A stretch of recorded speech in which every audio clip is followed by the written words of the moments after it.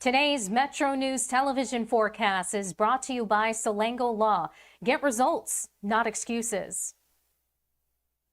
Meteorologist Joe Hansel here. So our active stretch of off and on rounds of rain does continue today. Be weather aware. Remember, turn around, don't drown. A number of us have flood watches out in Charleston until 11 o'clock tonight, but check locally as generally 1 to 2 inches of rain is expected and listed in that flood watch. Remember, turn around, don't drown. If there's any roads that are barricaded, don't drive around that. Never drive through any flooded areas. Had a high of 83 and a low at 62, near average for our summer solstice and Father's Day combo. A trace of rain yesterday, not enough for a number in Charleston. There is also a risk of severe thunderstorms, up to a slight risk for scattered severe weather possible today, mostly for damaging winds. Some northeastern areas of the state can't rule out some localized large hail or a brief tornado. There's also a slight risk of excessive rain for flash flooding potential. So flooding, flash flooding, any stream and rivers. There may be some issues with some local flooding there and some higher water flows too. Tuesday, Wednesday, Thursday, dry, and then we'll watch for more rain potential for the weekend. Fly-saver forecast, it starts at home. Areas of Florida still have some heat out there. Mid-90s, Tampa near 96 with sunshine, New York City 75, chance of rain and storms.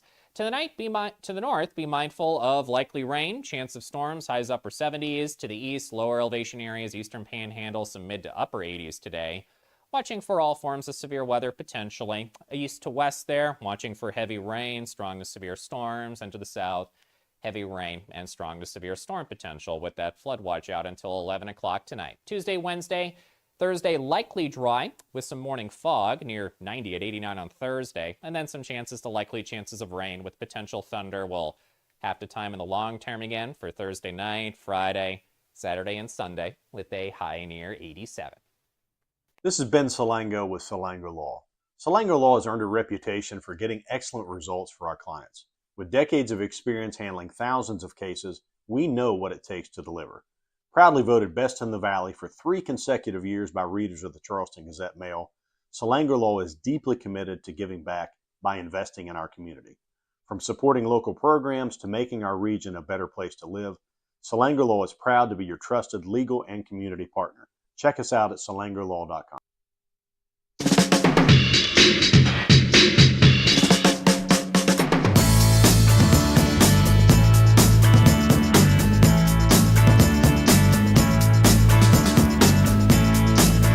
Got up this morning on MetroNews Talkline. Deal? No deal? Negotiations on or off? We'll get the latest on the situation with Iran. Also, we'll check in on a bill that got through the House of Representatives that you may not know about. Do I have your attention? It's MetroNews Talkline. We are underway. Do not attempt to change the station. You are surrounded. We interrupt this program to bring you an emergency news bulletin. Repeat, this is an emergency bulletin. Keep your radio turned on. From the studios of WVRC Media and the Metro News Radio and Television Network, the voice of West Virginia, comes the most powerful show in West Virginia. This is Metro News Talkline with Dave Wilson and TJ Meadows. Check set lineup link. Activated Telos telephone. Switch network control from Charleston to Morgantown. Stand by. Cue Dave and TJ. You're on. Metro News Talkline is presented by Encova Insurance, encircling you with coverage to protect what you care about most. Visit Encova.com to learn more. Good morning. Welcome inside the Encova Insurance Studios. Dave Wilson of Morgantown. TJ Meadows is in Charleston. You are listening in on one of our great radio affiliates across the state of West Virginia.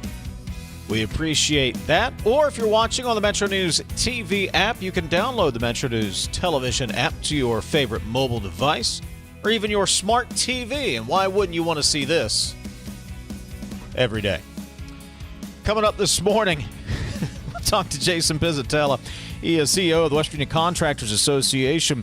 A bill got through the House of Representatives with all Democrat votes and a few Republican votes regarding union contract negotiations. We'll tell you about that coming up in the second hour. Also, U.S. Attorney for the Northern District of West Virginia, Matt Harvey, will be along, Jared Halpern, Jonathan Savage, and we'll visit with Stephen Allen Adams, one of our friends of the show and Capitol reporter and columnist for Ogden Newspapers. All that, say good morning, TJ Meadows from the Charleston and Cove Insurance Studios this morning. Good morning, sir. Morning. Good to see that humility training that we sent you to is paying off. You know, that all this kind of thing. Well, I mean, look, buddy, we get the jokes all the time, right?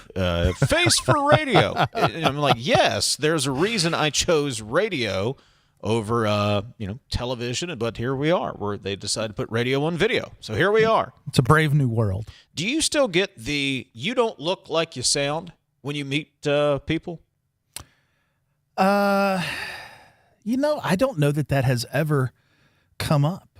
Really? No, I mean, every now and then I'll get I was going to visit someone in the hospital the other day, and the gentleman said, "Your voice sounds familiar." He had 580 on in the background. The guy that was asking. I said, I don't know. And he looked at my name. He said, "Hey, aren't you that guy on the radio?" I said, "Yeah." "Am I the one you agree with or the one you disagree with?" He just laughed. You got the courtesy laugh. I used to get from folks, "Boy, I thought you were a lot older," is what I used to get. All right. And now I get, "Yeah, that looks about right." Looks about right. I don't know what that means. It's kind of like the courtesy laugh there, TJ. I don't know how to take that, but I take it as a compliment and move on. There you go. Brad McElhinny, I don't know if he sounds like he looks or he looks like he sounds, but he sounds like the MetroNews statewide correspondent. He's got a couple of stories up at WVMetroNews.com this morning. One of those is a follow-up to your conversation with Nick Preservati back on Friday, TJ. Brad joins us this morning. Good morning, Brad. Oh, hi. Good morning, guys. Happy Monday. Appreciate you stopping by. So you got a follow-up story to TJ's conversation with Nick Preservati back on Friday regarding, I guess, the status of fundamental data centers, generation facilities, and what is or what is not maybe conceptually happening up in Tucker County. Sort all of this out for us, Brad, the Cliff Notes version. Okay, well, I may have to phone a friend, and my friend is TJ Meadows. However, there is a provision in the comprehensive bill that West Virginia passed a couple of years ago now that certifies high-impact data centers. And the long and short of this is that the provision I'm talking about is if you hit certain aspects of what you intend to do as a data center development, you need to then register with the state to pursue certification as a high impact data center. And once you know you've met those parameters, you got 30 days to do it. On May 18th, 1 month prior to late last week, Fundamental Data, which is the company pursuing the development in Tucker County, at a town hall, verbally described what they've got on their hands, what they intend to develop. Really, they say that they are not developing data centers per se, but they are developing the property and intend to provide the power source. The state took what they had to say, "Oh, well, you now meet the description that we've laid out for a high impact data center and the certification," and sent a letter late last week, June 18th, to say, you've got to put up or shut up on this. You know that you've reached the definition. You need to move forward to officially begin to certify. Nick Preservati, who is the state's energy secretary commissioner, verbally told TJ this on Friday morning. Metro News more broadly got the back and forth between state officials and Fundamental later in the day. Fundamentally disagrees. They say, "Look, we don't intend to do data centers. We're developing the property where other people who do data centers can develop, and we intend to provide energy. Furthermore, we don't think that we have to pursue the certification." It leaves a lot of questions with me. When I do phone my friend TJ Meadows, maybe he can say, why is this 30-day provision in there? I assume it means the state would like to know what it's got on its hands, and what is going to qualify and what doesn't. It's a matter of helpful definition to the state, is my guess. Secondly, though, why would an entity that qualifies not want to qualify? Why would someone not want to pursue it? I don't know that answer. And then finally, I can't see that the state necessarily has a recourse. It doesn't appear to me in the law if somebody meets that 30-day deadline and they don't do what's expected, I can't see that there's a punishment. So I would now like to phone a friend. I would like to phone a friend too. I think it all comes down to, look, there's law and there's the administrative rules that get developed after the fact in the administrative side of this, which we need to dig deeper into to understand. At a high level, here's what I see. Okay, fine. If you're developing a power plant, right, it needs to have a use. That's not a cheap thing to do. I see no evidence, I could be wrong, that there's any kind of goal by fundamental data to tie into the PJM grid to provide energy onto the grid at a wholesale level or do a merchant deal with anybody. So you're building that power plant for a specific reason, and that's a data center. Because you haven't done what you need to do to get in that long queue to be able to hook your power plant up to the grid. That's the first thing. You don't build a power plant to nowhere. It makes no sense. So I think we can all agree that, yes, you're definitely going to try to provide the energy to a data center. The other part of this that sticks out to me, fellas, is, look, this one isn't easy. This one has a lot of PR problems. It started, at least to me, it looks like a lack of outreach to the community. You've got scenic landscapes in Tucker County. This one has a much more problematic path. Why would you add one more complexity by not filing and giving someone the opportunity to open up yet another can of worms? Did you miss it? Did you not know about it? Are you just trying to get a permit so you can be a flipper and you don't want to go through all this administrative burden? I don't know. Fundamental data would have to speak for themselves.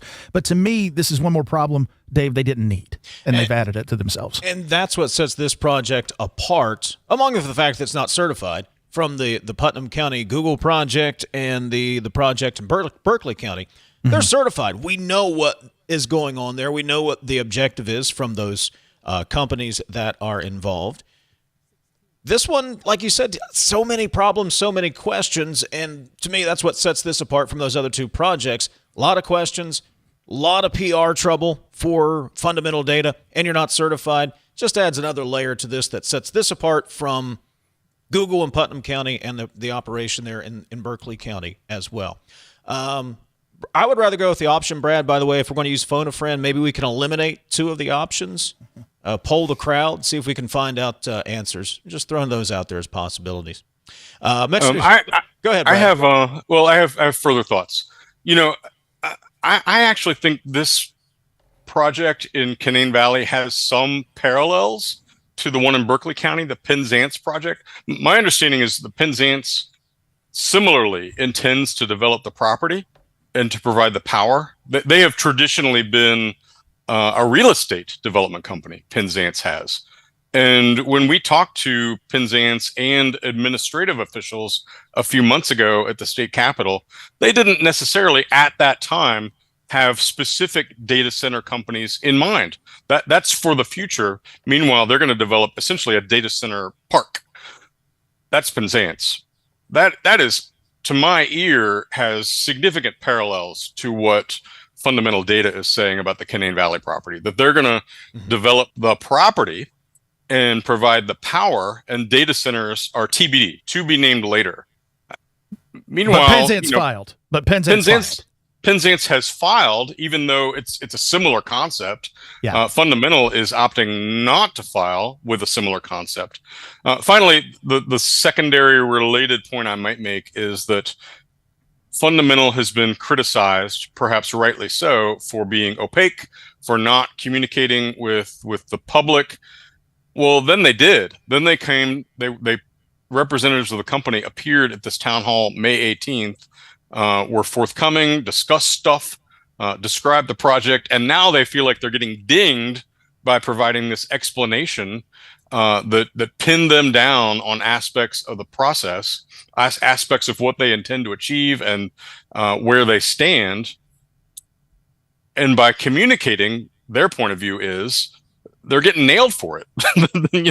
Now their verbal description of the project is being used from their point of view against them to say, well, you're over by 30 days. You should have moved to certify. MetroNews statewide correspondent Brad McElhinny joining us.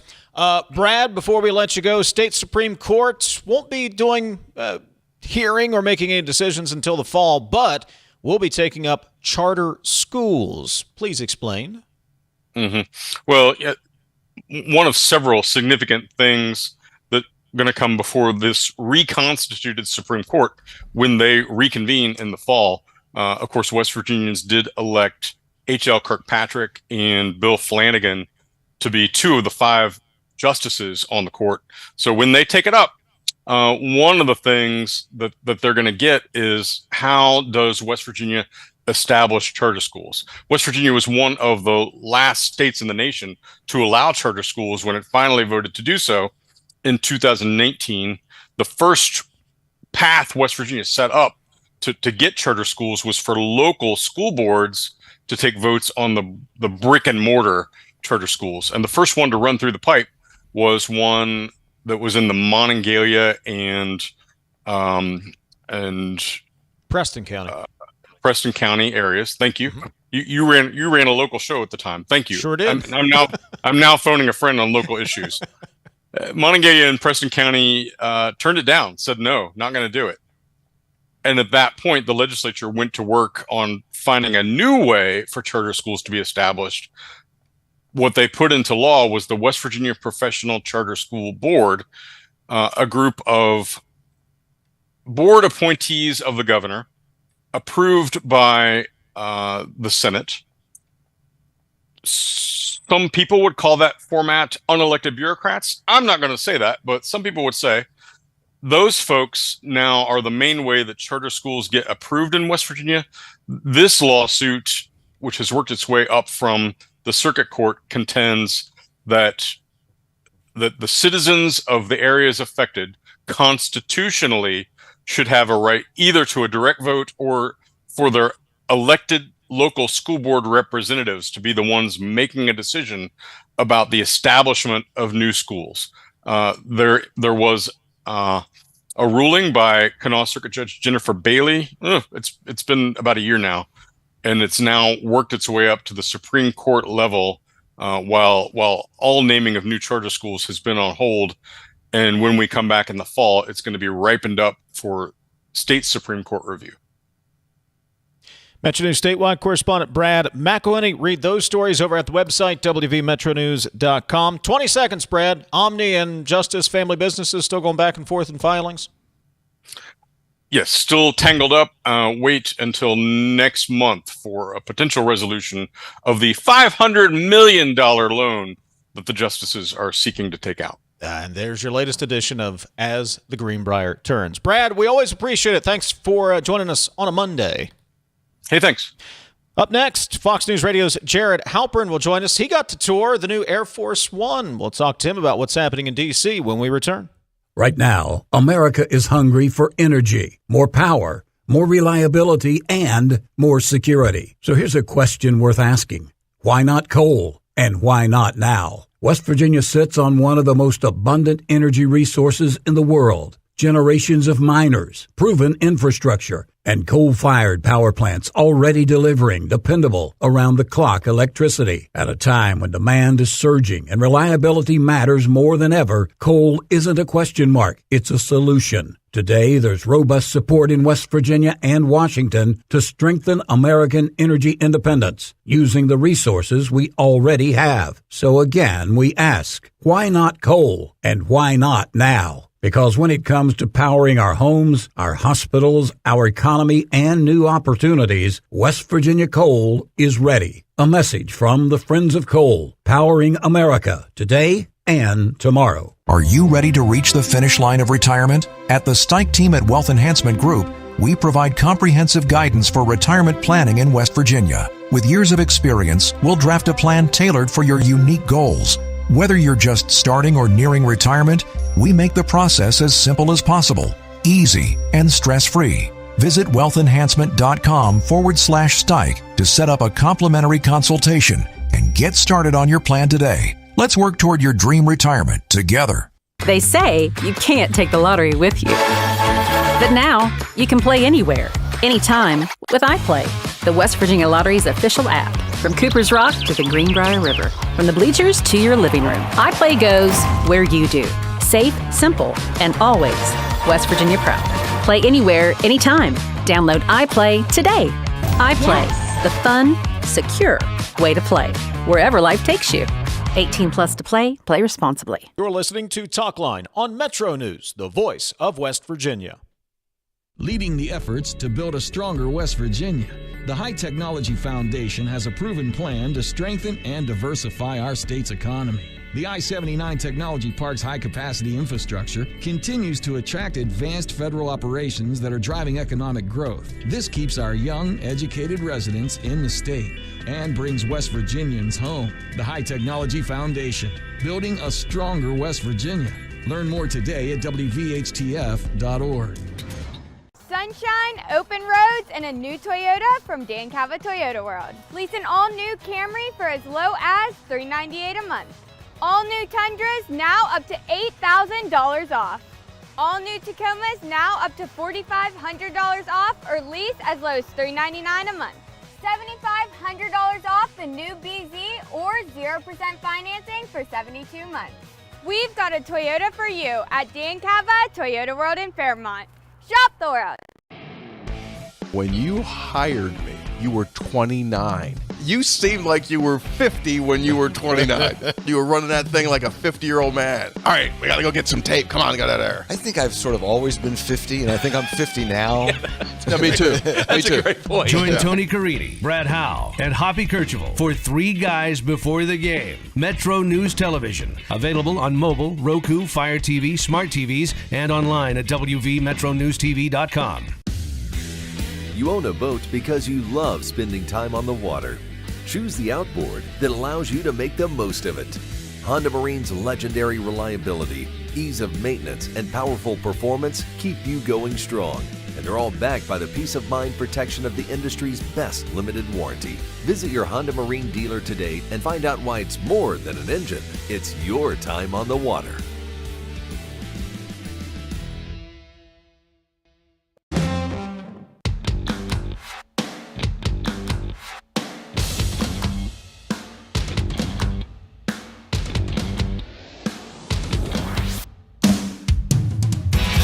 Metro News Talkline is presented by Encova Insurance, encircling you with coverage to protect what you care about most. Visit Encova.com to learn more.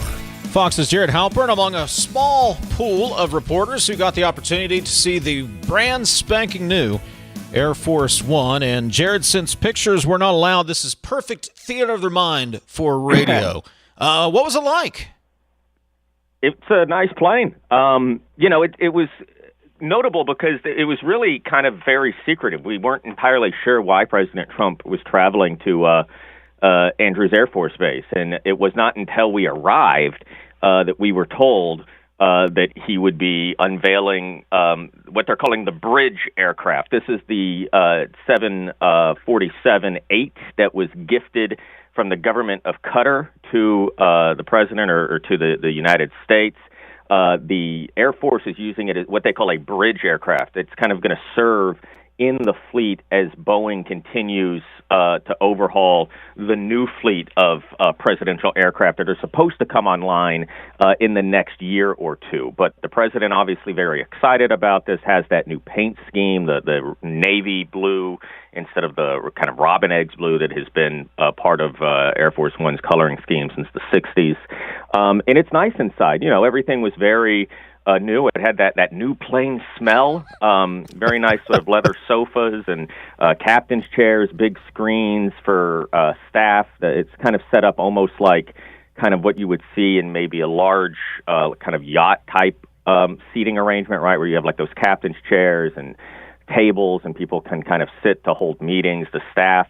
I was impressed with the press cabin. Press cabin's still in the back of the plane. That didn't change, but it's much more spacious than we currently have. So looking forward to my first long-haul flight on that bad boy. So when does it go into service, and when is the current plane officially retired? So I'm not sure they're officially retiring the current plane. As I said, the idea here is for this to be a bridge, and they always need multiple aircraft depending on where the president is going, kind of what the mission calls for. But the idea is for this plane to start its commissioning flights, kind of the test flights, almost immediately. In his remarks on Friday, the president said this new plane would do a flyover of the National Mall during the July 4th fireworks celebration. He mentioned taking it to Turkey next month. The NATO summit is in Ankara at the end of July. The president said he would take it there. There is also some speculation that he may use it for a trip that is, I think, on the books to Mount Rushmore next week, around July 4th. I think July 2nd, July 3rd, the president's expected to go to Mount Rushmore. And so maybe he flies it there. But it's still, I think, unclear exactly when it turns over to Air Force One. Remember, it's not Air Force One unless the president is aboard. Otherwise, it's just a nice 747, I guess. Fox News Radio's Jared Halpern. They call Halpern. them SAM, Special Air Missions, but yeah, they're not Air Force One if he's not on it. Jared, 20 seconds. When you get that first flight, will you call us from the plane?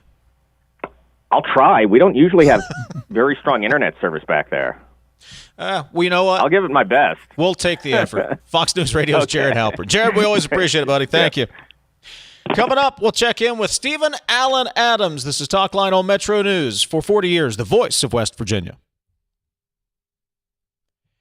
It is 10:30. Let's get a news update from the Metro News Radio Network. Find out what's happening all across the great state of West Virginia. Today's Metro News television forecast is brought to you by Salango Law. Get results, not excuses. Meteorologist Joe Hansel here. So our active stretch of off and on rounds of rain does continue today. Be weather aware. Remember, turn around, don't drown. A number of us have flood watches out in Charleston until 11 o'clock tonight, but check locally as generally 1 to 2 inches of rain is expected and listed in that flood watch. Remember, turn around, don't drown. If there's any roads that are barricaded, don't drive around that. Never drive through any flooded areas. Had a high of 83 and a low at 62, near average for our summer solstice and Father's Day combo. A trace of rain yesterday, not enough for a number in Charleston. There is also a risk of severe thunderstorms, up to a slight risk for scattered severe weather possible today. Mostly for damaging winds. Some northeastern areas of the state can't rule out some localized large hail or a brief tornado.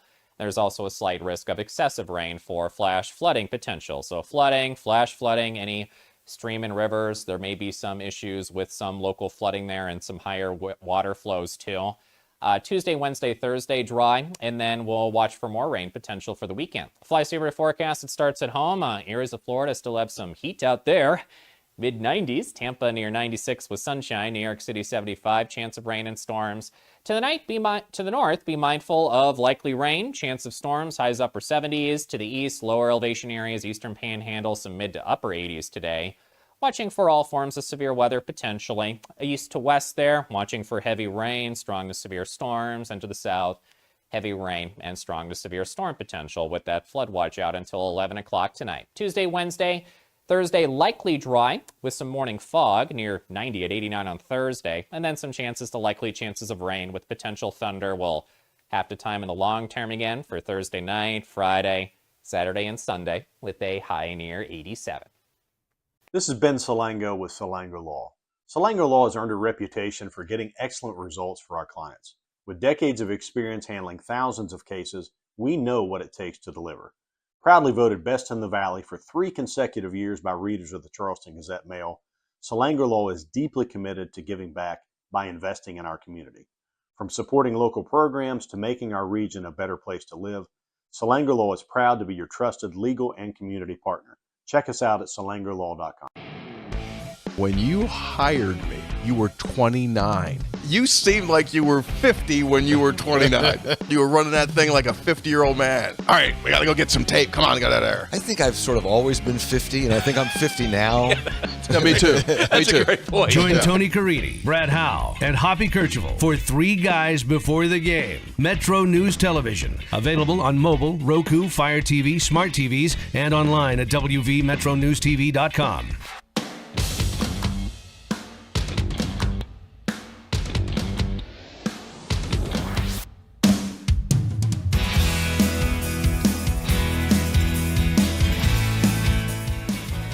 The text line is 304-TALK 304. The phone number is 800-765-TALK, 800-765-8255. Coming up second hour, we're going to tell you about a bill that got through the House of Representatives with all Democratic votes and a few Republicans regarding union contract negotiations. We'll do that at 11:06. A little bit later on, U.S. Attorney for the Northern District of West Virginia, Matt Harvey, will stop by. More on that story of two county employees in Berkeley County embezzling $3 million. That's coming up 1 hour from now. But please welcome to the program Stephen Allen Adams, Ogden Newspapers Capitol reporter and columnist. I read his reporter's notebook for today, TJ, and I described it as entertainingly cranky. Stephen Allen Adams joins us. Stephen, good morning, buddy. Good morning. I think that describes me accurately. I'm going to brand that, put it on T-shirts, I think, for people to buy. Entertainingly cranky and not crazy. I mean, there you go. What else do you really need, Stephen? You're my best hype man. Glad to do it. Interim committee meetings last week. They were up at Canaan Valley. Really just one day of substance. They did a lot of site tours. A couple of opportunities to ask questions. A lot of information, Stephen, a lot of information, but maybe more missed opportunities than actual goals achieved last week? Yeah, I think so. I mean, you got to give the legislature credit, I think, for doing these traveling interims. I think they can be important, and I think some of the things that they learn on these traveling interim meetings is certainly great information and informs the laws, the bills that they draft and they come back when they come back into a regular legislative session. But of course, as you said, there were 2 days of tours, 1 day of substantive interim meetings where committees and commissions met.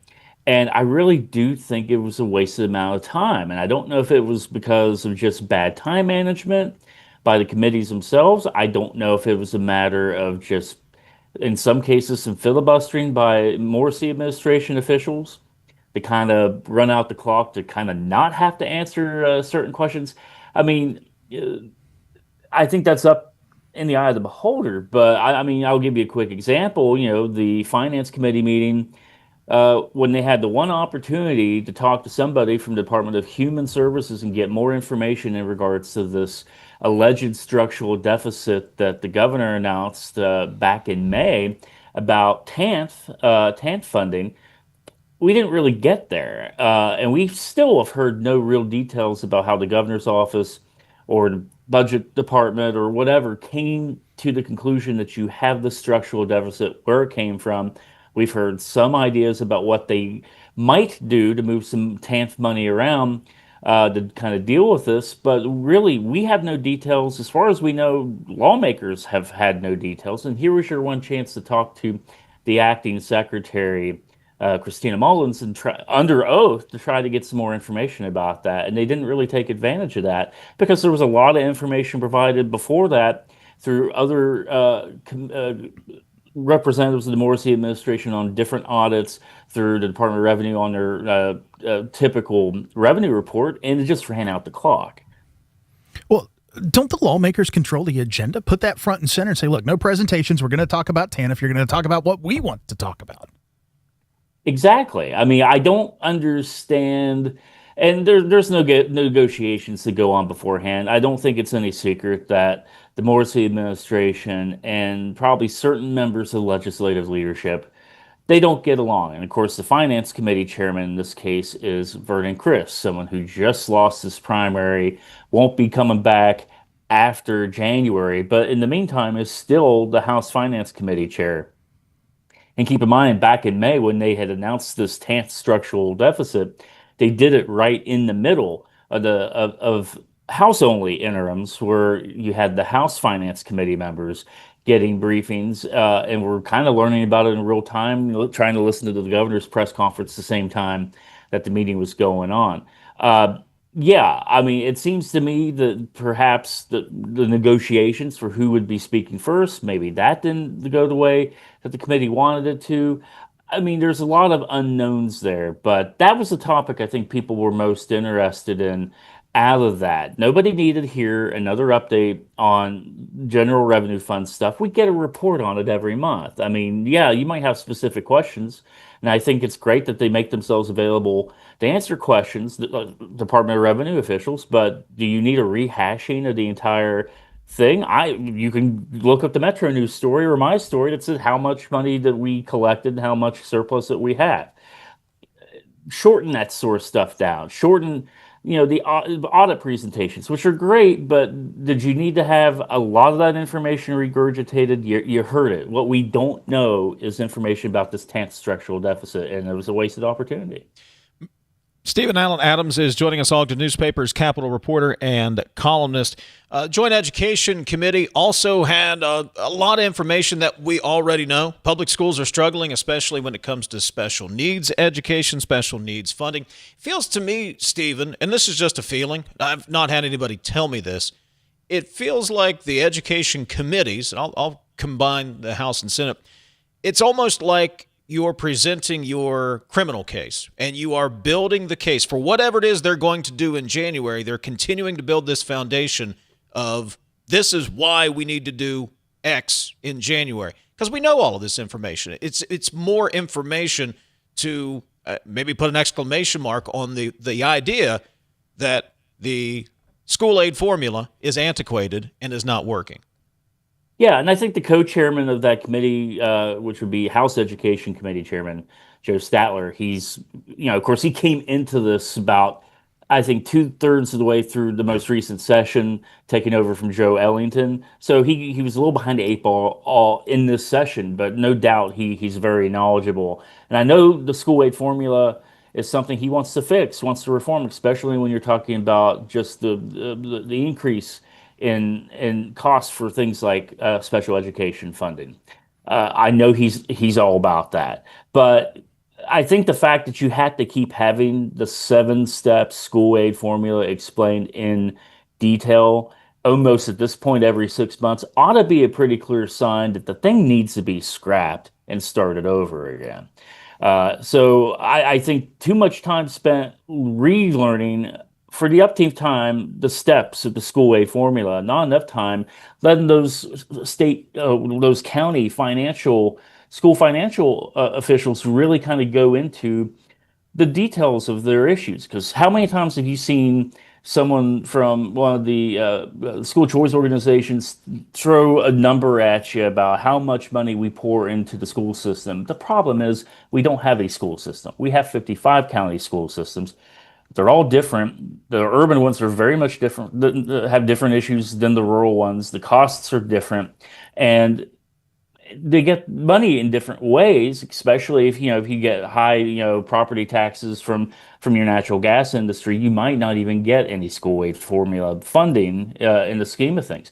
So we really need to find out more of those details and figure out how to craft a plan or a new formula that deals with the differences between the larger counties with larger populations and your work counties or your Webster counties. And I think more questions could have been asked, but again, that was one of those meetings where you had a bunch of information up front that they should already kind of know and did not enough time to really ask those questions. Stephen, does this issue ever get past the political mechanism and friction that is Charleston, and the fact that, look, we've got some counties that are self-sustaining, and we've got a whole bunch that just aren't. When you look at the economic activity in these counties and you look at how spread out people are, I mean, it's a recipe for disaster. Let's just call it what it is. It's not sustaining. And guess what? No one wants to deal with it because everyone likes their fiefdom. No one wants to go back home and say, guys, this isn't going to work. Is that why we get nowhere? To some extent, yeah. I mean, for sure. I mean, again, it's 55 county school systems. You can make the case. I've heard the case made. I understand the arguments on both sides. Why don't you just fold Work County school system into, say, Wood County school system, have a regional, maybe Middle Ohio Valley school system? I'm just pulling out those counties as an example because, I'm from Pleasants County, of course, as is Dave here. So we've heard these arguments before. You remember the Reeses, which were done away with a few years ago. The original intent of the RESA system was to create regional boards of education. Now, that is not what they became, with some other reasons why they did do away with them a few years ago. Those are going to be hard choices that are going to be hard for elected officials to make. And I don't know if, and I'm not advocating for that. I don't know if that's the right decision or not. But I will say that I think a lot of these changes that will need to be made, I think will come when parents, I think, really get frustrated.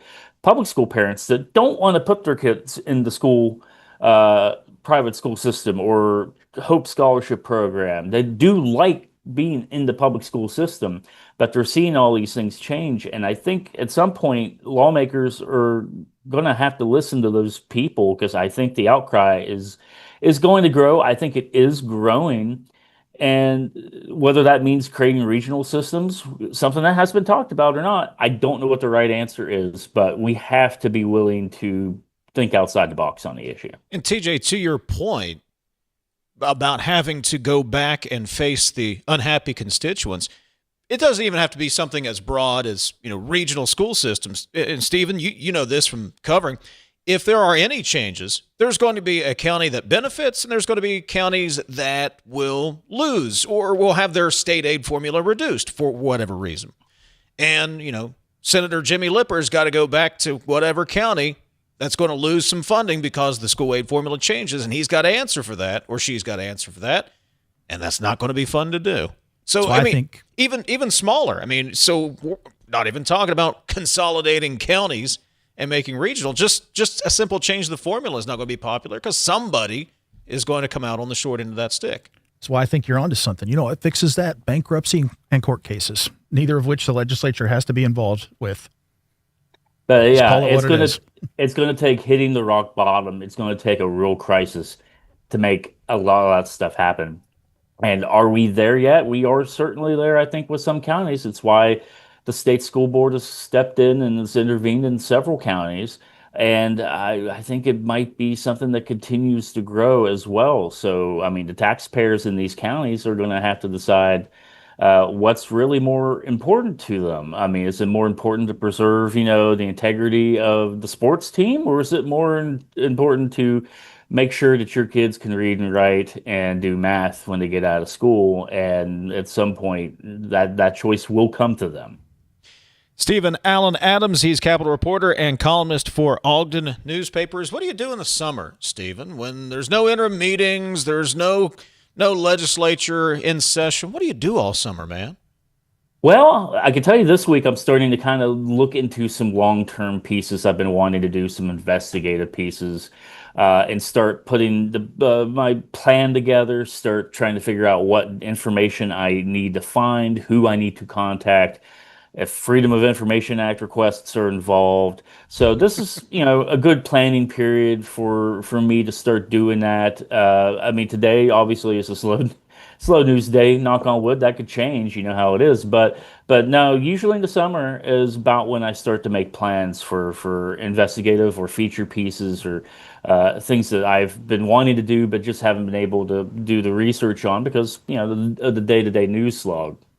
Well, if you got the time, I think we're going to get just a group of concerned citizens buy some Quickset and go patch potholes on our own. If you want to come down and help with the effort, because I don't see $1 billion coming our way, which is what Todd Rumbaugh said he was going to need at interims. So we got to do something. Hey, it's what the Earl Ray Tomblin Blue Ribbon Commission said many, many moons ago, actually about 2014, I think, that said that's how much, if you're going to actually truly maintain West Virginia roads, that's how much you need to do on an annual basis. And we ain't touching that. We're not even close to that. Stephen Allen Adams, what did I say? Entertainingly cranky, not crazy. Capitol reporter for Ogden Newspapers. Stephen, always appreciate it. Thanks for stopping by here on a Monday. Thanks, gentlemen. 800-765-TALK's the phone number. 304-TALK-304. That is the text line. You can be part of the program by utilizing those two numbers, 304-TALK-304 and 800-765-TALK, 800-765-8255. Back in a moment, we'll get to some of those texts. This is Talkline from the Encova Insurance Studios. We are there for you, to care for you at the health plan. We are here for you. For over 4 decades, we've been rooted deep inside West Virginia.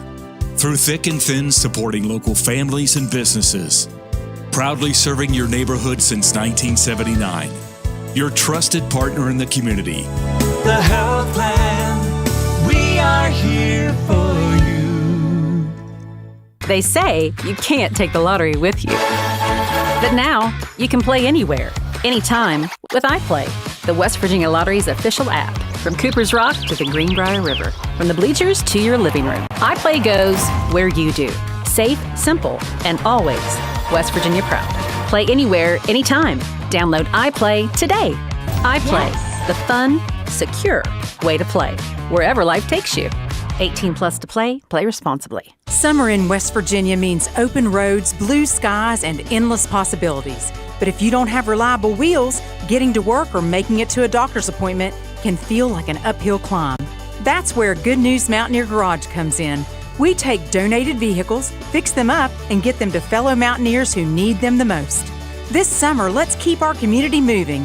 Donate a vehicle today by calling 866-GIVE-CAR or visit goodnewsmountaineergarage.org. Donate a car, change a life. You're listening to Talkline on Metro News, the voice of West Virginia.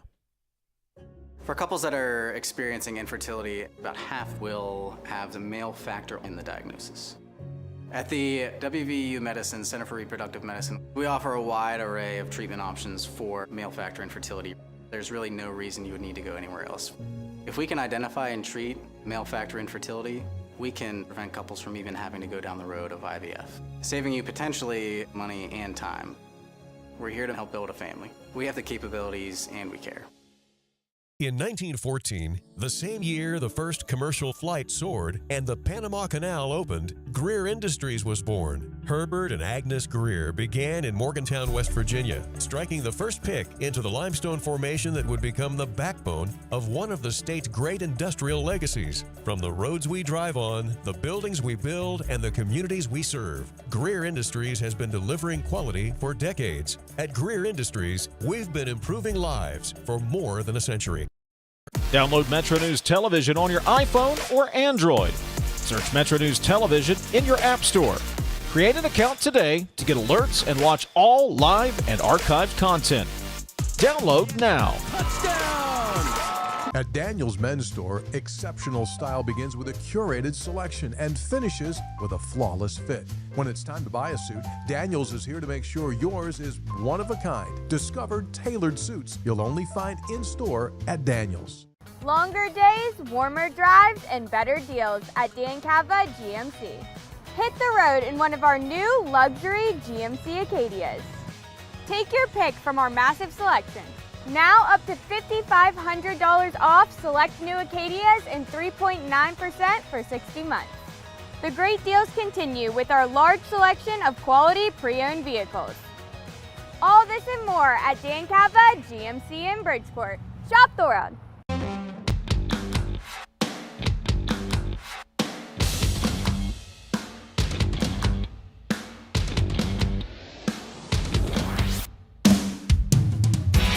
Metro News Talkline is presented by Encova Insurance, encircling you with coverage to protect what you care about most. Visit Encova.com to learn more.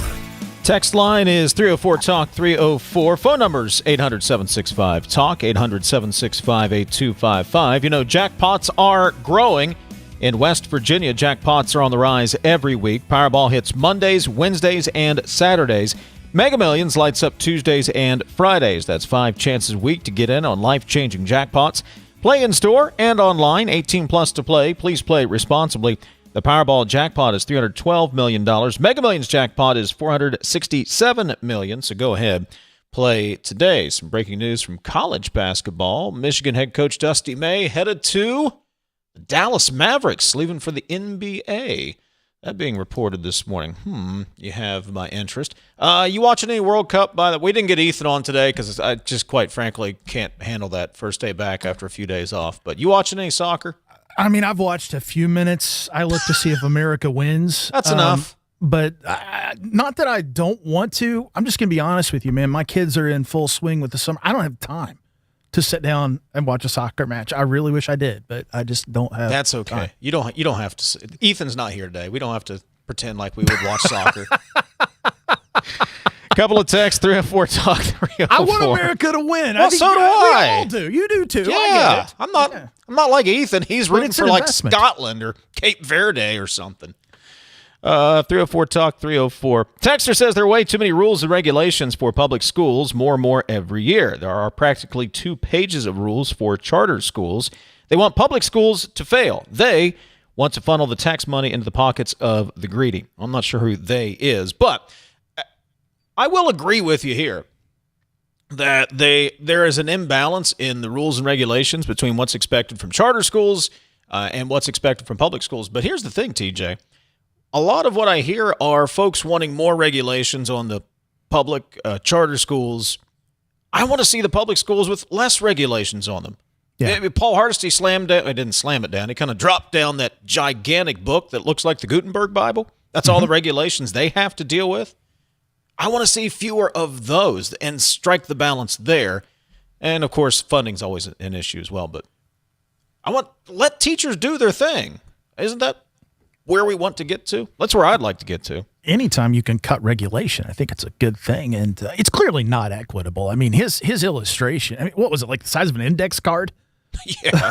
Versus he's got this huge binder that could give someone a concussion if it hit him in the head. I mean, it's just, something's wrong.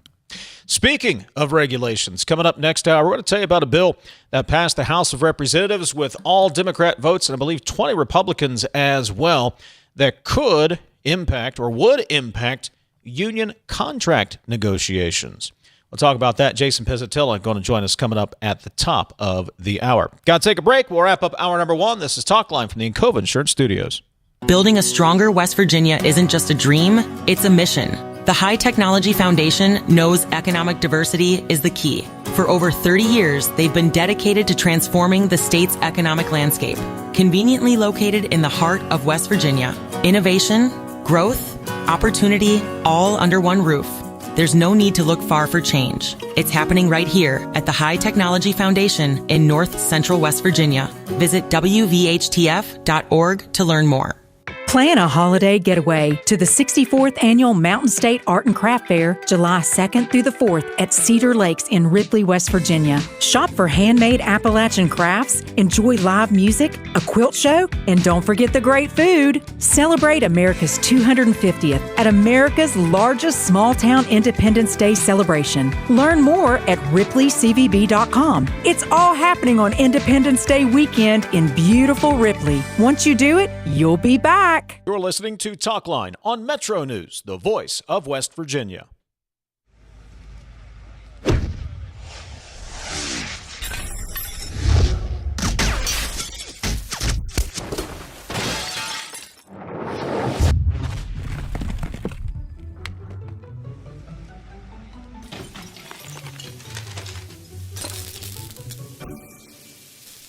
I'm Sean Kovich, Mountaineer Golf Coach. When disaster strikes your home, business, or golf game, call the restoration company the Mountaineers call. Panhandle Cleaning and Restoration. Leading the efforts to build a stronger West Virginia, the High Technology Foundation has a proven plan to strengthen and diversify our state's economy. The I-79 Technology Park's high-capacity infrastructure continues to attract advanced federal operations that are driving economic growth. This keeps our young, educated residents in the state and brings West Virginians home. The High Technology Foundation, building a stronger West Virginia. Learn more today at WVHTF.org. For couples that are experiencing infertility, about half will have the male factor in the diagnosis. At the WVU Medicine Center for Reproductive Medicine, we offer a wide array of treatment options for male factor infertility. There's really no reason you would need to go anywhere else. If we can identify and treat male factor infertility, we can prevent couples from even having to go down the road of IVF, saving you potentially money and time. We're here to help build a family. We have the capabilities and we care. You own a boat because you love spending time on the water. Choose the outboard that allows you to make the most of it. Honda Marine's legendary reliability, ease of maintenance, and powerful performance keep you going strong. And they're all backed by the peace of mind protection of the industry's best limited warranty. Visit your Honda Marine dealer today and find out why it's more than an engine. It's your time on the water.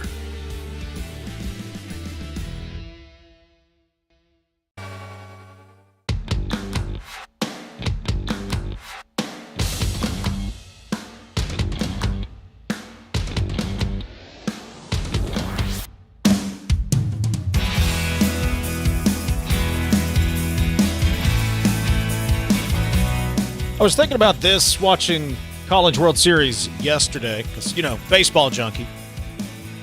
Are you rooting for or against North Carolina? I'm just curious. Sports fan. You root for them? The team that beat you and knocked you out of the tournament. You root for them, or do you root for the other team to knock them out? Yeah, because the better they are, the better we are, is the way I look at it. That's one way. That's one way to look. Wouldn't we end higher in the rankings if we lose to the team that gets it done? Do you? Possibly. Of course, there's the other side of that coin is you love to, spread some misery to the people that made you feel miserable. Although I don't think Mountaineer fans are feeling miserable. Outstanding season. I was just curious if you're rooting for the guys that knocked you out, or are you rooting for Oklahoma to beat them because they beat you? You can go either way. Just Fair curious. question. All right, coming up, Jason Pizatella will join us. Also, we'll talk to Fox News Radio's Jonathan Savage. Are the peace deal negotiations on, off? What's the latest? Plus, a shakeup in the leadership in the United Kingdom today as well. Lots to get to coming up in hour number 2. Go get yourself a coffee and a donut and come on back. This is Talkline on Metro News, the voice of West Virginia.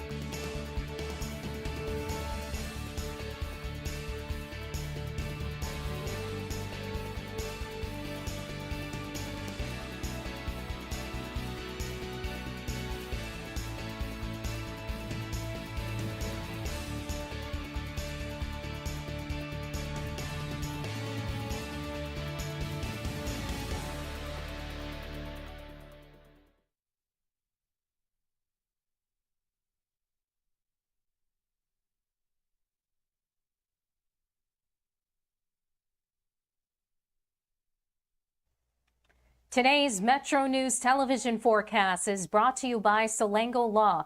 Get results, not excuses. Meteorologist Joe Hansel here. So our active stretch of off and on rounds of rain does continue today. Be weather aware. Remember, turn around, don't drown. A number of us have flood watches out in Charleston until 11 o'clock tonight, but check locally as generally 1 to 2 inches of rain is expected and listed in that flood watch. Remember, turn around, don't drown. If there's any roads that are barricaded, don't drive around that. Never drive through any flooded areas. Had a high of 83 and a low at 62, near average for our summer solstice and Father's Day combo. A trace of rain yesterday, not enough for a number in Charleston. There is also a risk of severe thunderstorms, up to a slight risk for scattered severe weather possible today, mostly for damaging winds. Some northeastern areas of the state can't rule out some localized large hail or a brief tornado. There's also a slight risk of excessive rain for flash flooding potential. So flooding, flash flooding, any stream and rivers. There may be some issues with some local flooding there and some higher water flows too. Tuesday, Wednesday, Thursday, dry, and then we'll watch for more rain potential for the weekend. Fly Saver forecast, it starts at home. Areas of Florida still have some heat out there. Mid-90s, Tampa near 96 with sunshine, New York City 75, chance of rain and storms. To the north, be mindful of likely rain, chance of storms, highs upper 70s. To the east, lower elevation areas, eastern panhandle, some mid to upper 80s today. Watching for all forms of severe weather potentially. East to west there, watching for heavy rain, strong to severe storms, and to the south, heavy rain and strong to severe storm potential with that flood watch out until 11 o'clock tonight. Tuesday, Wednesday, Thursday, likely dry with some morning fog near 90 at 89 on Thursday, and then some likely chances of rain with potential thunder. We'll have to time in the long term again for Thursday night, Friday, Saturday, and Sunday with a high near 87. This is Ben Salango with Salango Law. Salango Law has earned a reputation for getting excellent results for our clients. With decades of experience handling thousands of cases, we know what it takes to deliver. Proudly voted Best in the Valley for 3 consecutive years by readers of the Charleston Gazette-Mail, Salango Law is deeply committed to giving back by investing in our community.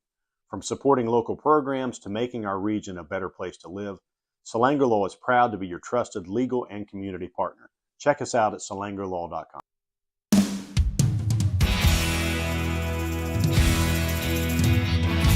MetroNews Talkline is presented by Encova Insurance, encircling you with coverage to protect what you care about most. Visit Encova.com to learn more. Second hour of Metro News Talkline. We're in the Encova Insurance Studios. Gang's all here. Sophia Wasik handling the audio side of things. Jake Link is handling the video stream. And introducing intern Mila is hanging out with us today over on the video side of things. As you might imagine, TJ, already like her better than Ethan. She's already a better employee than Ethan. You're going to give that kid a complex. He's got a complex already. Don't worry about me giving him one. He's got one. 800-765-TALK is the phone number, 800-765-8255. You can text the show at 304-TALK-304. Coming up a little bit later on this hour, U.S. Attorney for the Northern District of West Virginia, Matt Harvey, will stop by. We'll check in with Fox News Radio's Jonathan Savage as well on the latest with the Iranian negotiations, plus a shakeup in Parliament. I guess not technically Parliament, but the UK Prime Minister Keir Starmer stepping down. So we'll check in with Jonathan Savage across the pond coming up later this hour. All right. The House of Representatives has passed a bill that was supported by all the Democrats and 20 Republican representatives. That happened earlier this month. The bill is called the Faster Labor Contracts Act. And what the bill does is creates an expedited timeline to get a contract for new unions. Democrats, if you remember, pushed the PRO Act, never could get it through. The Faster Labor Contracts Act replicates a provision of that bill, creating an expedited timeline for what happens once workers vote to unionize. Here's the basic timeline. Within 10 days, employers must begin contract negotiations.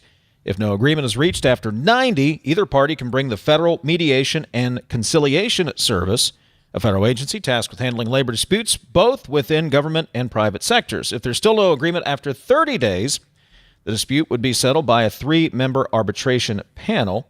I think that's after 90. misprint, which would then take into consideration the employer's financial status, the employee's cost of living, wages, and benefits at comparable companies, among other factors. The agreement would be binding for 2 years or until the two sides settle on something else. Proponents of the bill cite the lengthy negotiations that have taken place and have been ongoing, citing the Starbucks baristas who unionized in 2021, or the Amazon workers unionized in spring of 2022 and still have no contract. For more, let's bring into the conversation CEO of West Virginia Contractors Association, Jason Pizatella. Jason, good morning. Good morning, Dave. Thanks for having me on the show again. Absolutely. Always good to talk to you. This bill kind of got through the House of Representatives. Not a lot of fanfare if you're not in the world of union labor, union contracts, but a lot of people are perking up now that it has made it through the House and is over on the Senate. What's your take? I think the one-size-fits-all approach that is encompassed in this Fair Labor Contracts Act, Dave, is it's really problematic for a lot of employers, but in particular the ones that I represent in the construction industry. You know, we have over 4 decades of experience with voluntary negotiated contracts, and to shift the whole concept from negotiated first contracts to imposed agreements through a mandatory arbitration process with arbitrators that may not have practical construction industry knowledge is really problematic. And for the employers that I represent, I represent obviously construction contractors and those who support them, and about half of those are union contractors, and they are extremely proud of the longstanding relationships that they've built with the union trades and other collective bargaining organizations. But as am I, proud of that. But to have the concepts that's in this act shifted from negotiated first to mandatory imposed is really problematic for the construction industry. So, Jason, is this Washington sticking its nose where it doesn't belong? You just talked about that fruitful relationship with labor and contracting, labor and capital here in West Virginia. If it's working for us, is that to say local folks aren't asking for this, so this is Washington trying to solve a problem that doesn't exist? Is that fair? I think that's fair, TJ. I'm certainly not aware of a large onslaught of organizations that are asking for this particular change. But as Dave pointed out at the top of the hour, it passed with a number of Republican votes, including Congressman Riley Moore from our 2nd Congressional District. So it was a bipartisan bill, but I'm not aware of anybody that's asking for it. And, let's not forget, in the construction industry, there are always a number of layers, right? You have one big project that might have one general contractor, but it might also have 10, 12, 15 subcontractors that are all working for that general contractor on that particular project. And so these types of agreements, if this act were to pass and contracts were imposed by a arbitration process, it doesn't just affect the general contractor. It has a very large and potentially wide-ranging effect downstream to those subcontractors that are working on that particular project. And I just think that it really would disrupt the bargaining structure that has governed union construction contracts quite successfully for many, many decades. You're talking to Jason Pizatella, CEO of the West Virginia Contractors Association. Jason, supporters of the bill say that some of these newly unionized workers, it takes more than a year, maybe 2 years to get a contract. We mentioned Starbucks and Amazon. What takes so long on that initial contract? Why does that process take so long? My only guess is, Dave, is that I can only speak for the construction concepts, but these are not just simply wage schedules, right? They govern everything from hiring halls to apprenticeship rules to how certain construction trades are governed, subcontracting, trust funds, travel pay, safety, and overall job site administration. So I think what sometimes gets lost in some of these discussions is that these agreements are simply about wages. And while that's certainly a big part, if not the biggest part, of why these voluntary agreements exist here in 2026, there are many, many other factors that go into those agreements, and I think sometimes it's the latter factors that take time and to work through. And I just think a 90-day process, at least as it's laid out in the FLCA as it passed the House of Representatives, could create several unintended consequences, especially for the construction industry. Do you worry that members in your industry, if this were to pass, do you worry that those counterparties that they would negotiate with could look at this and say, well, we don't have to negotiate in good faith here because at the end of 90 days, whatever the time period is, we know that a federal arbitrator is going to come in and we're going to get the deal we want then, so we're just going to slow walk this thing. Do you worry about that from the other side of the table? That's certainly a concern, TJ, and you stated it quite adequately, that it has the potential to shift leverage away from a traditional negotiated agreement that admittedly sometimes takes time into a imposed agreement by arbitrators that may lack the practical construction knowledge that that's needed.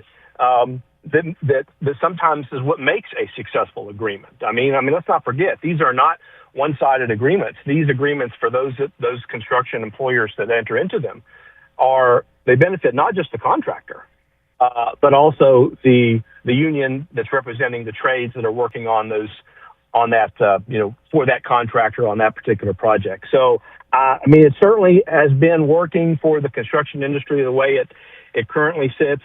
When you compare the Section 8F versus 9A sections of the National Labor Relations Act. And so we just think that it is working, and that the Senate ought to take a very hard look before rushing into examination of the provisions of this act, because it could have many unintended consequences. Talking to Jason Pizatella, CEO of the West Virginia Contractors Association. Was this something that was on the radar, Jason? Like I said, it got by a lot of people and without a lot of fanfare there in the House of Representatives. Yeah, it was certainly on the radar, Dave, and I've been asked probably a dozen times since the bill passed whether I was surprised that it passed with bipartisan support. And the short answer is no, I wasn't surprised. Let's not forget that there were a number of labor unions, particularly the Teamsters Union, that supported Donald Trump for president, support the former Secretary of Labor and the current acting Secretary of Labor. Of course, there's even some talks about our own Congressman Riley Moore might be in the mix to be the next Secretary of Labor. So those conversations have certainly been ongoing, and it didn't surprise me, but I think that for others that may not have been paying quite as close attention, they are paying attention. They are paying attention now. Do you think the House sent this over to the Senate knowing it wouldn't go in the Senate, and so, they'll throw the political bus, so to speak? They'll run over the Senate and let them deal with it? Is that possible? That's certainly a theory that's been out there. I don't necessarily think that's the case. The Senate Majority Leader, Senator Thune, certainly has his hands full trying to get 60 votes to pass any piece of legislation, especially in today's political climate as we approach the midterm elections. So, with election coming up in November, with stakes that are extremely high all across the country, this bill may be one of the few that come this fall, might decide how some of those elections go in some of those swing states. So it probably did have some effect, but was it the only reason? I would say highly unlikely. Jason Pizatella, CEO of the West Virginia Contractors Association. It's the Faster Labor Contracts Act. It is passed out of the House of Representatives and is now over with the Senate. Jason, we appreciate your perspective on it. Thank you. You're welcome, Dave. Thank you for having me on the show. Absolutely. Jason Pizatella, Contractors Association. A couple of thoughts here before we get to Jonathan Savage. Take a break. I think you and I are probably on the same, at least on the in the same hymnal there, TJ. Because look at the 20 Republicans who supported this. Yeah. And it's Ohio, New York, Ohio, Florida, New Jersey, Minnesota, Ohio, New Jersey, Wisconsin. What do all those states have in common? Purple states. There's a Florida, I would imagine, without having looking at that district, probably a purple district. And then Congressman Moore, I haven't spoken to him. I don't know. But as Jason pointed out there, is at least his name is floating around there as labor secretary. He's been talked about as friendly to the unions as a labor secretary. He might be somebody who could get bipartisan support. So Could you kick this over to the House and go back to your constituents and go, hey, look what I have done to help labor. Look what I've done to help the unions. That helps get you reelected in November. I'm buying that. I'm not going to discount it, certainly. No, I think it plays a role. I also think it is very difficult for a Senate Democrat to snub their nose at a Riley Moore nomination for labor secretary when he votes in favor of this. It's just very difficult. I don't think it'll go anywhere in the Senate. I could be surprised, but I'll tell you this. I made a few phone calls last week, and those in Washington are serious about this. U.S. Chamber does not like this bill. National Contractors Association, all these organizations carry some, huge amount of heft. They don't like it. And they're probably more profound in their speaking than Jason just was, not as balanced as he is. So they understand it's there. They understand it's in the Senate. They're working hard against it. I have not talked to labor about it yet to see where they are. But, my personal opinion, here's what I worry about. I don't want the government involved in any negotiation. Mm-hmm. I'm not saying don't unionize. If a group of workers want to get together and that's how their desires and that's how they are best representative in a collective bargaining deal, I have no problem with that. No problem with that at all. But the second the government gets involved in anything, when has that ever worked? When has that ever showed a path to success? And frankly, capital will go where it can get the best return. So if this stifles capital in the contracting industry and other industries that use union labor because they're not getting the return that they want, what happens? You have less contractors, less people doing the work, but still a steady demand. Prices go up, and we all pay for that. I don't know that anyone's thinking that far ahead, but that's the problem I see with this moving forward. You hit the nail right on the head. You don't want the government involved. Never. No. That seems to never make things better. All right, we'll head across the pond. We'll check out with Fox News Radio's Jonathan Savage, the latest on the Iran negotiations and what's happening with leadership in the UK. Jonathan Savage joins us next.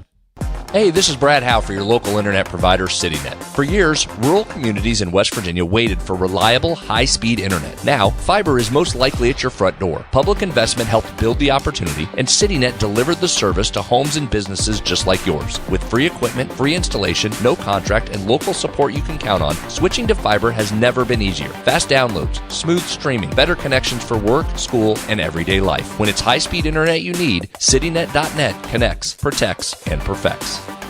Approach your retirement with confidence. With over 150 years of combined experience, the advisors of the Stike team at Wealth Enhancement Group provide advice and wealth management strategies to individuals, families, small businesses, professional offices, and institutions. With the Stike team, you'll have access to an advising team with extensive resources, a client-first mindset, and a passion for helping transform the lives of those we serve. Visit wealthenhancement.com/Stike today and join the team that's dedicated to your success. You're listening to Talkline on Metro News, the voice of West Virginia. Leading the efforts to build a stronger West Virginia, the High Technology Foundation has a proven plan to strengthen and diversify our state's economy. The I-79 Technology Park's high-capacity infrastructure continues to attract advanced federal operations that are driving economic growth. This keeps our young, educated residents in the state and brings West Virginians home. The High Technology Foundation, building a stronger West Virginia. Learn more today at WVHTF.org.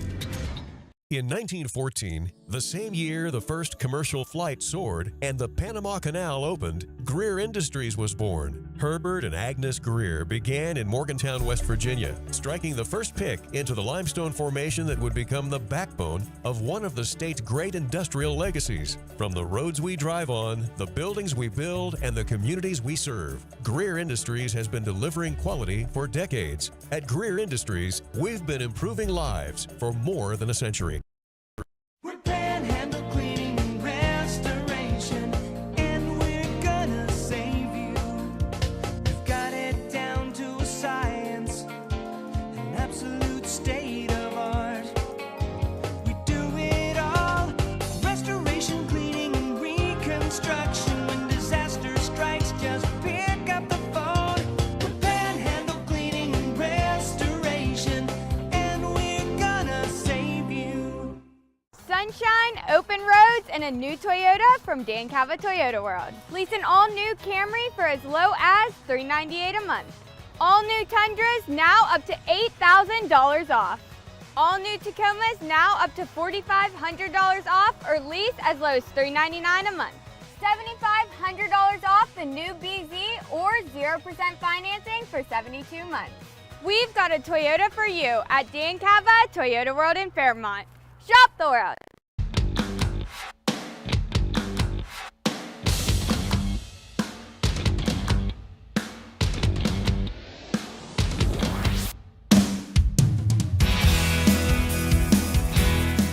We will get to your text coming up, 304-TALK 304. That's the text line. 800-765-TALK is the phone number. And let's go to Fox News Radio's Jonathan Savage. Jonathan, good morning. Thanks for joining us. Iran and U.S. peace negotiations on again, off again. What is the latest?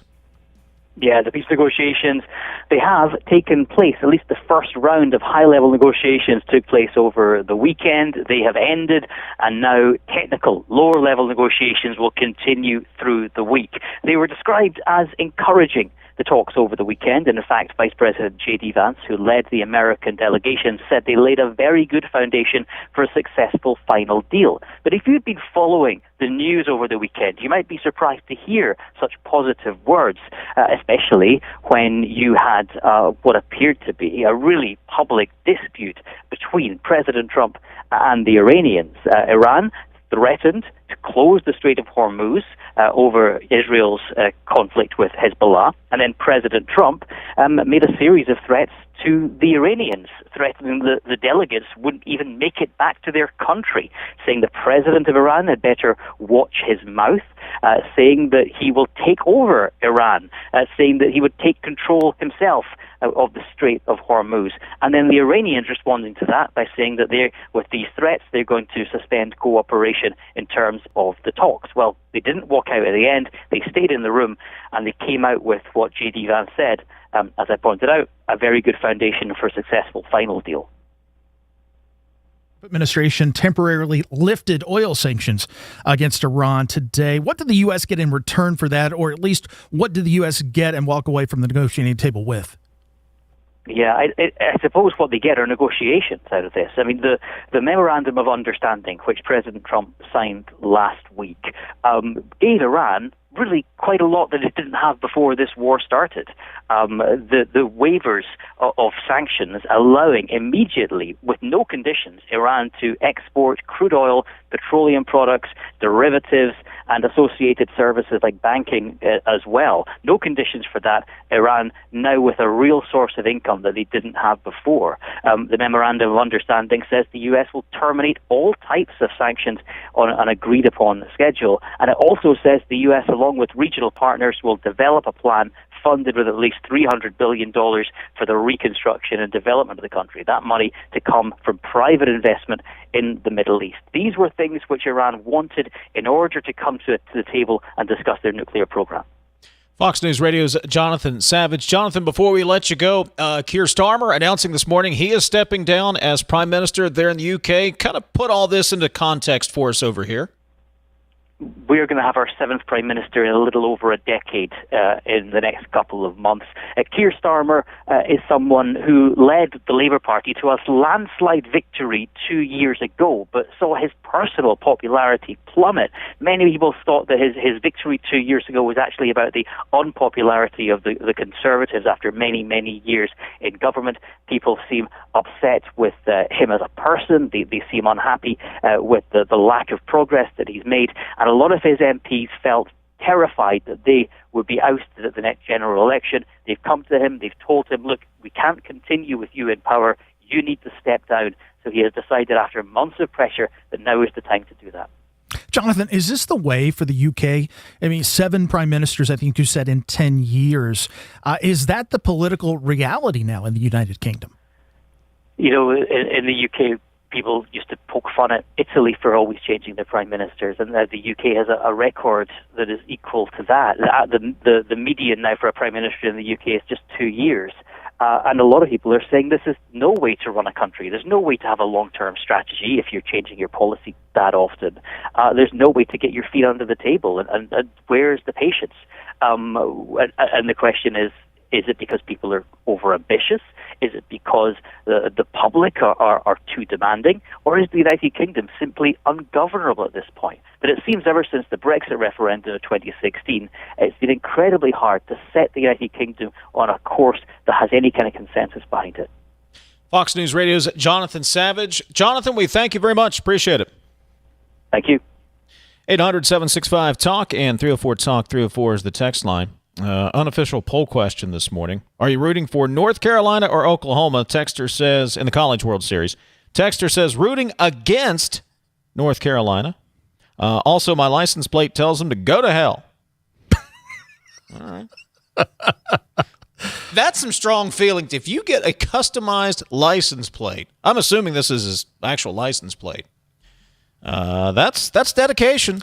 It's dedication. If this person's a typical West Virginian and Myrtle Beach is the vacation destination of choice, I don't know driving through Charlotte on 77 is going to end up very well for you. You might get pulled over for going 1 mile an hour over down there. Yeah. This texter says, I'm rooting for North Carolina. We lose to the one that won it all. Same thing as last year. I was just curious. Just threw it out there. Let me know. 304-TALK, 304. That's the text line. Are you rooting for or against UNC in the College World Series championship game later today? We'll talk to the U.S. Attorney for the Northern District of West Virginia. Matt Harvey joins us coming up next. This is Talkline on Metro News for 40 years, the voice of West Virginia. It's 11:30. Let's get a news update from the Metro News Radio Network. Find out what's happening all across the great state of West Virginia. Today's Metro News television forecast is brought to you by Salango Law.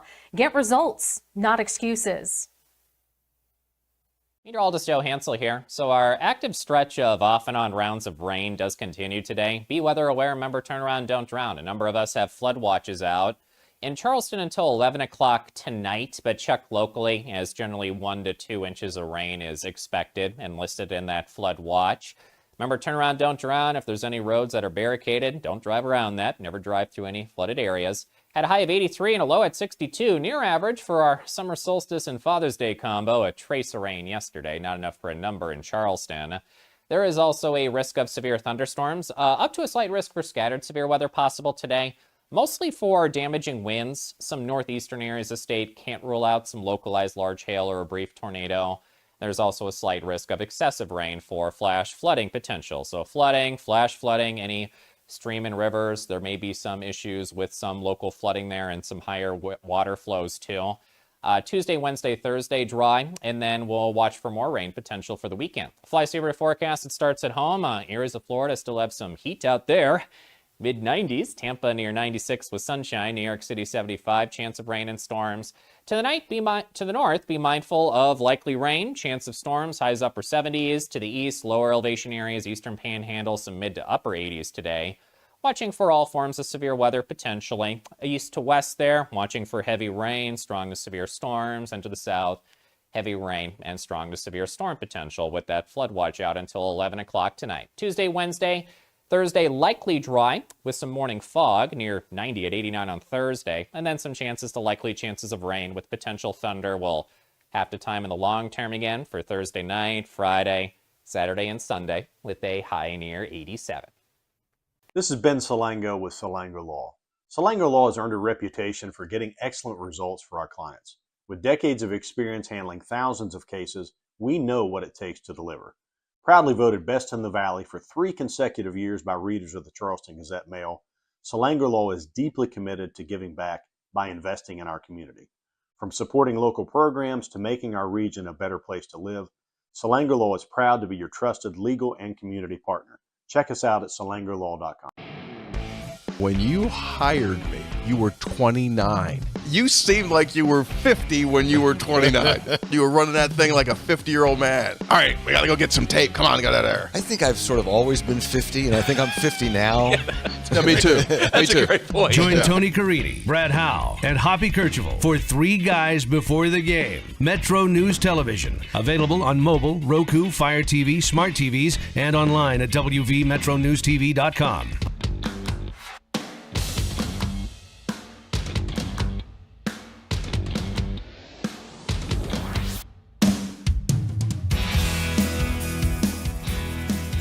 304 Talk 304 is the text line. We'll get some of your texts before we call it a Monday.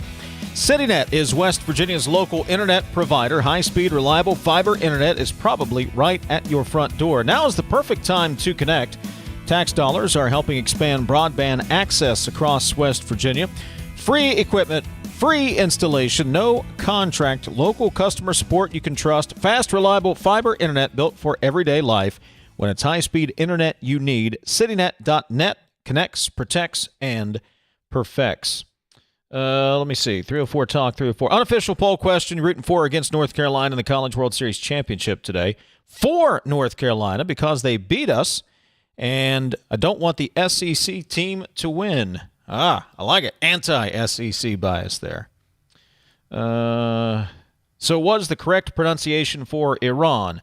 Iran, Iran, Iran, Iran, Iran. It is Iran is the correct pronunciation, if you're wondering, since you're asking. And the only reason I know that is because a consultant many years ago chastised me for calling it Iran, as my hillbilly was coming out when I was working over in Frederick County, Virginia, Winchester, Virginia, actually. And it's Iran is the proper pronunciation of the country. And it's Iraq as well, in case you're wondering. The texter asked. I just know. I just remember getting slapped and the consultant saying, well, they didn't literally slap me, TJ, but the consultant said, where are you from? West Virginia. Okay, well, it's Iran. All right, duly noted. 304 Talk 304 is the text line, 800-765-8255. That is the phone number. 2 former Berkeley County tax employees alleged to have stolen $3 million, some from conservatorships, accounts, and estates. U.S. Attorney for the Northern District of West Virginia, Matt Harvey, held a news conference last week to announce the federal indictment charges against 60-year-old Barbara Gooden and 48-year-old Lisa French, both of Martinsburg. They've been indicted for conspiracy to commit bank fraud and bank fraud. Joining us on MetroNews Talkline this morning, the U.S. Attorney for the Northern District of West Virginia, Matt Harvey. Matt, good morning. Thanks for joining us. Good morning, Dave. Did you remind the people in Winchester that they still had a standing invite to join West Virginia? I remind my friends over there all the time, like, hey, come on over, bring Fred. We'll take Frederick County. We like you. Hey, they have more in common with us than they do the rest of Northern Virginia. They just don't like to admit it, Matt. Well, exactly. I agree with that. All right, so what was the break in this case? How did this investigation get started into these 2 employees for the Berkeley County Tax Department allegedly siphoning off $3 million? Yeah, Dave, so I always like to start these interviews with reminding the listeners and the viewers that these are allegations and indictment, and these defendants absolutely have the presumption of innocence, and they're entitled to that, and that will remain with them until they are found guilty or they enter a plea of guilty. So, again, these are the allegations that were held in the indictment. This case was started being investigated a couple years ago in earnest, and it was just some good investigative work. Without getting into too much behind the indictment, by the state auditor's office, had noticed something that piqued his interest, and then it went from there. And so I think it's really important to highlight that this is another great example of local, state, and federal authorities working together to get big results. So this started in 2007. I mean, I don't wish to be pejorative of anybody, but my first thought is, weren't there controls to catch this kind of thing? What happened? What failed? Well, again, that is going to come out in the appropriate venue, which will be in the court. But I think anytime you're talking about public corruption, just in general, that it's always a good time to dissect, what's working and what isn't working, to ensure that public dollars are, being accounted for and used as they're supposed to be in an appropriate way. This is anytime that the citizens don't have faith in their institutions, it has a tremendous impact on all of us. So was it fraudulent checks, fraudulent signatures? How were they getting? I don't think they were just taking dollar bills out of the box and walking home with them, Matt. So how were they siphoning this money away? Well, in the indictment, it alleges that overall that this was a scheme that included 700 fraudulent transactions and alleged that included 550 forged checks, and 59 conservator accounts were affected, with total losses exceeding $3 million.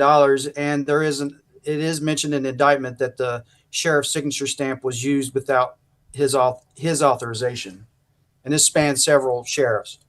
I want to make sure people understand what we're talking about here. When you say conservatorship, you're talking about people who are the most vulnerable in society, that are the most needy of our help. These are the people that these folks stole from, correct? Correct. And that's by and far largely true with conservator. There might be other times where a conservator is appropriate, but it's generally someone that doesn't have family to look after their financial affairs, and they're unable to do so for whatever reason. Talking to Matt Harvey, U.S. Attorney for the Northern District of West Virginia.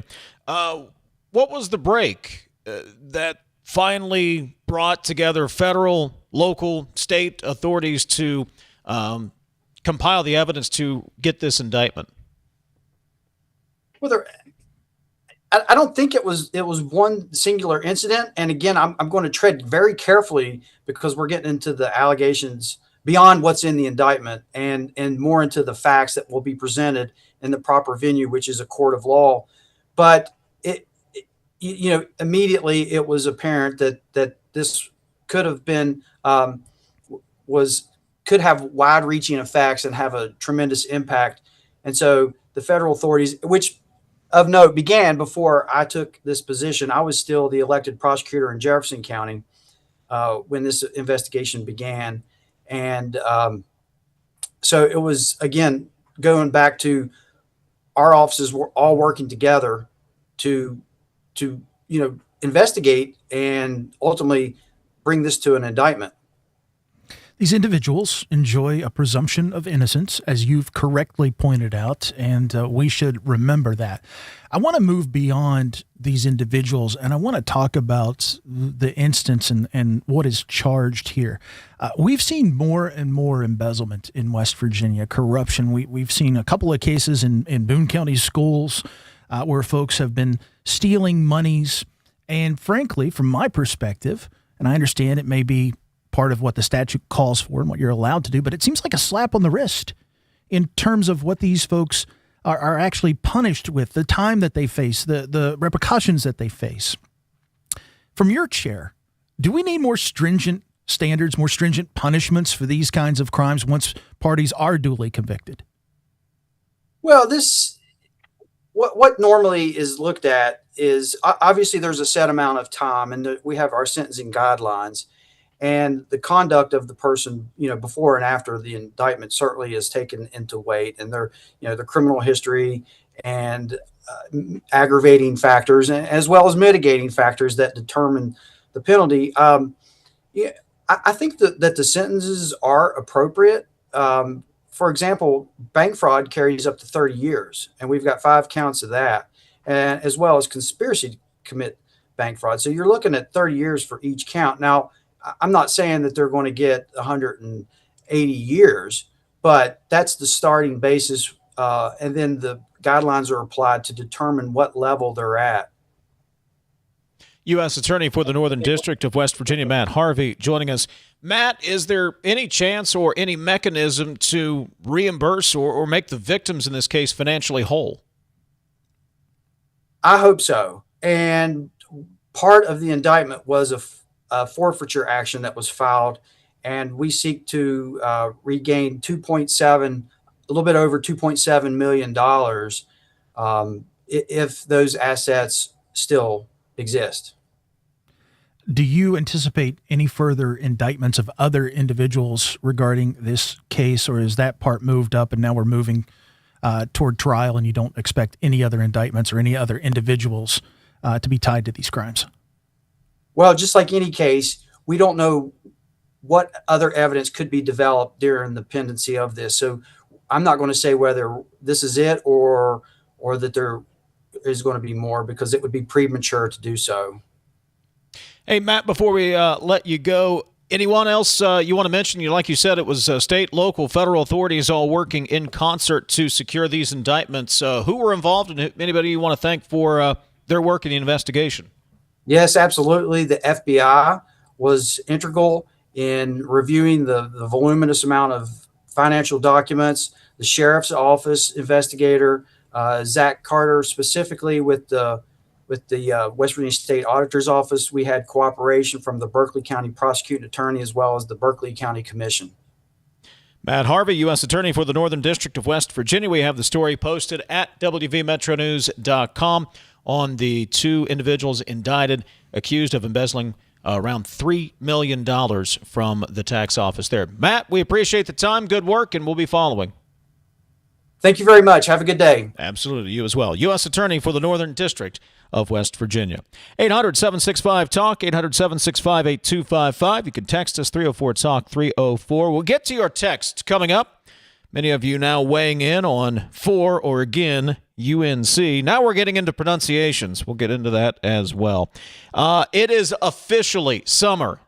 And that means if you are not out on the lakes and rivers enjoying your weekends, well, you are missing out. And you don't want to miss out. So check out the entire inventory and see the great deals on pontoon and fishing boats over at Lou Wendell Marine Sales. You can check out the entire inventory at LouWendellMarineSales.com. Lou Wendell Marine Sales, we sell family fun. We'll get to your text coming up, 304-TALK-304. You can always give us a call, 800-765-TALK, 800-765-8255. This is Talkline from the Encova Insurance Studios. Life is busy. Your health care shouldn't slow you down. With WVU Medicine's My WVU Chart app, you can schedule your appointments anytime, anywhere, right from your phone or computer. Whether it's a virtual visit or an in-person checkup, booking is quick and easy. Don't have an account? Sign up today at mywvuchart.com or download the app. Take control of your health with WVU Medicine and My WVU Chart. Right now, America is hungry for energy, more power, more reliability, and more security. So here's a question worth asking. Why not coal? And why not now? West Virginia sits on one of the most abundant energy resources in the world. Generations of miners, proven infrastructure, and coal-fired power plants already delivering dependable, around-the-clock electricity. At a time when demand is surging and reliability matters more than ever, coal isn't a question mark, it's a solution. Today, there's robust support in West Virginia and Washington to strengthen American energy independence using the resources we already have. So again, we ask, why not coal? And why not now? Because when it comes to powering our homes, our hospitals, our economy, and new opportunities, West Virginia Coal is ready. A message from the Friends of Coal, powering America today and tomorrow. Summer in West Virginia means open roads, blue skies, and endless possibilities. But if you don't have reliable wheels, getting to work or making it to a doctor's appointment can feel like an uphill climb. That's where Good News Mountaineer Garage comes in. We take donated vehicles, fix them up, and get them to fellow mountaineers who need them the most. This summer, let's keep our community moving. Donate a vehicle today by calling 866-GIVE-CAR or visit goodnewsmountaineergarage.org. Donate a car, change a life. You're listening to Talkline on Metro News, the voice of West Virginia. In 1914, the same year the first commercial flight soared and the Panama Canal opened, Greer Industries was born. Herbert and Agnes Greer began in Morgantown, West Virginia, striking the first pick into the limestone formation that would become the backbone of one of the state's great industrial legacies. From the roads we drive on, the buildings we build, and the communities we serve, Greer Industries has been delivering quality for decades. At Greer Industries, we've been improving lives for more than a century. For couples that are experiencing infertility, about half will have the male factor in the diagnosis. At the WVU Medicine Center for Reproductive Medicine, we offer a wide array of treatment options for male factor infertility. There's really no reason you would need to go anywhere else. If we can identify and treat male factor infertility, we can prevent couples from even having to go down the road of IVF, saving you potentially money and time. We're here to help build a family. We have the capabilities and we care. When you hired me, you were 29. You seemed like you were 50 when you were 29. You were running that thing like a 50-year-old man. All right, we got to go get some tape. Come on, get out of there. I think I've sort of always been 50, and I think I'm 50 now. Yeah, me too. That's a great point. Join Tony Caridi, Brad Howe, and Hoppy Kercheval for Three Guys Before the Game. Metro News Television. Available on mobile, Roku, Fire TV, smart TVs, and online at WVMetroNewsTV.com. The best selection of WVU apparel is at Daniel's Men's Store. Exclusive designs you won't find anywhere else. Stylish, sophisticated, and unmistakably mountaineer. Shop in store or online at danielsofmorgantown.com. You own a boat because you love spending time on the water. Choose the outboard that allows you to make the most of it. Honda Marine's legendary reliability, ease of maintenance, and powerful performance keep you going strong.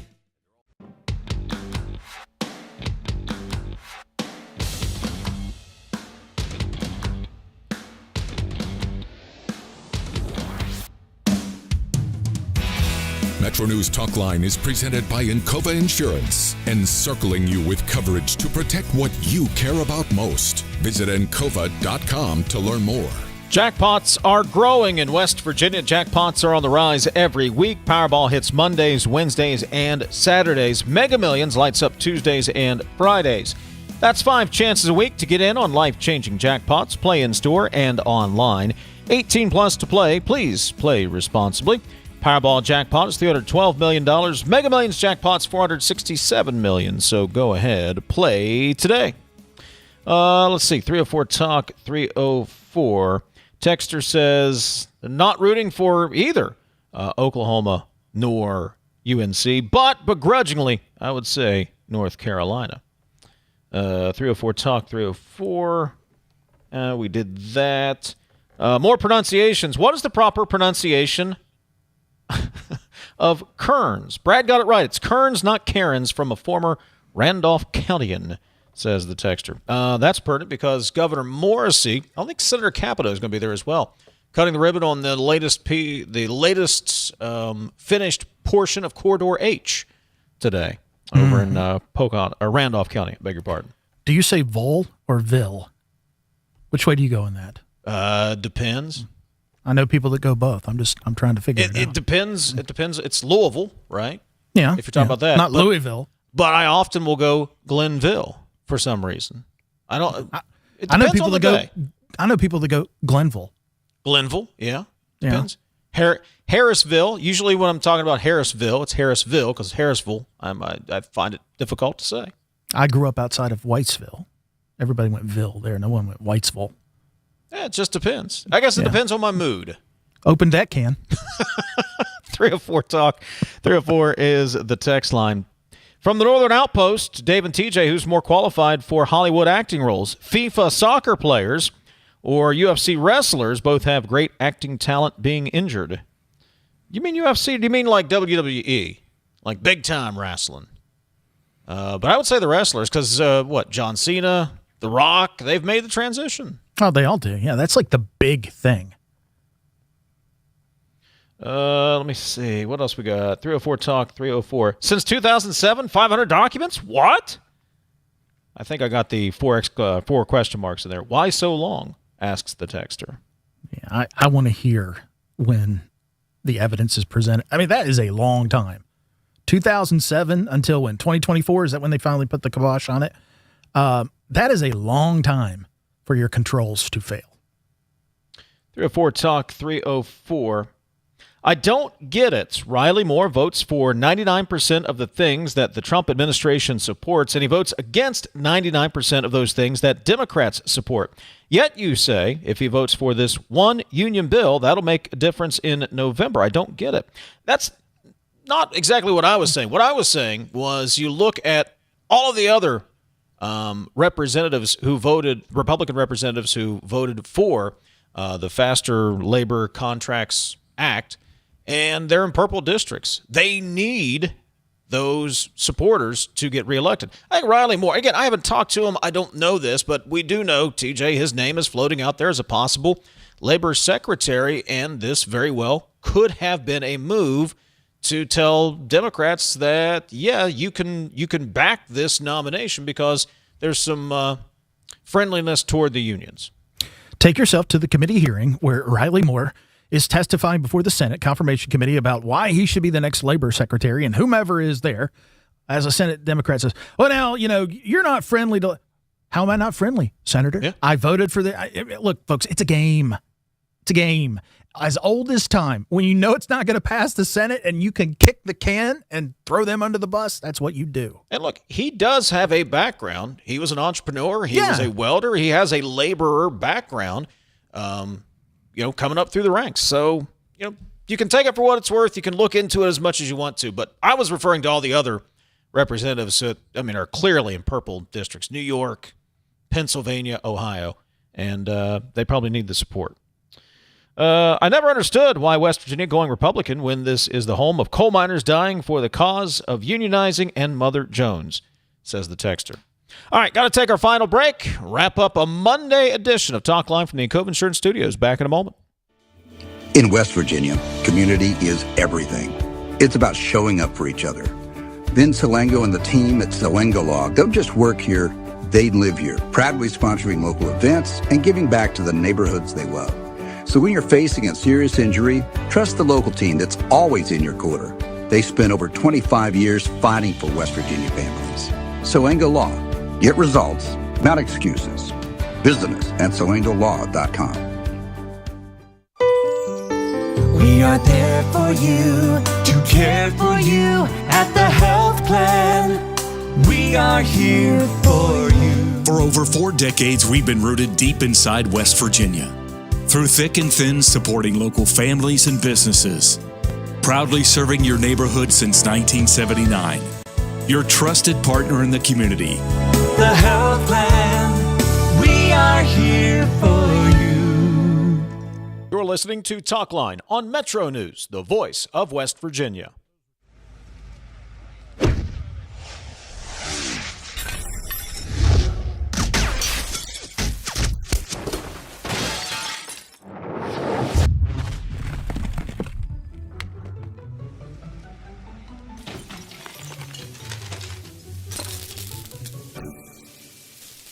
I'm Sean Kovich, Mountaineer Golf Coach.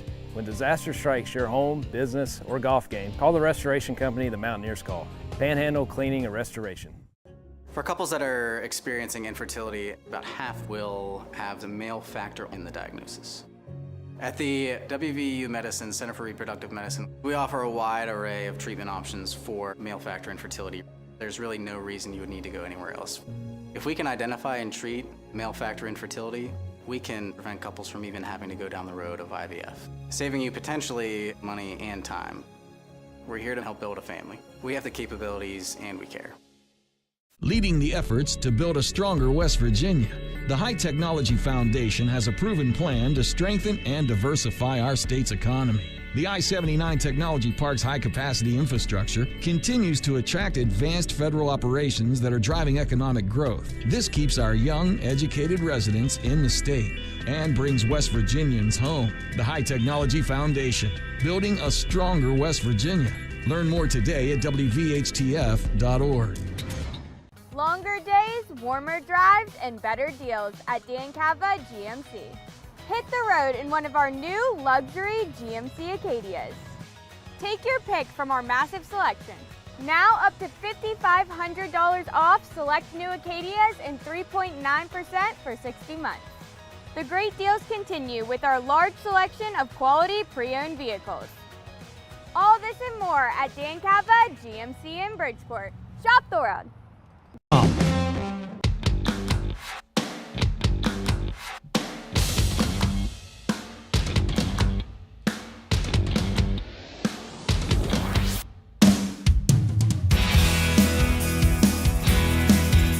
Quick shout out to the great folks in Harper's Ferry.